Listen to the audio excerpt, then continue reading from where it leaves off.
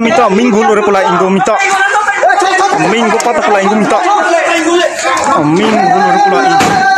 nak tok pula inggo minta totam puji minta atas sana বাইরে থেকে এসে মিছিলের মানে অ্যাড করছে আমরা তো আমাদের হয়তো আমাদের রামসু বাজারে অনেকে মানে বড় সদস্যরা আছে ওরা মানা করছে তারপরও ওরা মানে ওদের কথা না শুনে বের হয়েছে আর এই অবস্থা হয়েছে আমরা আমাদের এলাকা হচ্ছে যে রামসু বাজার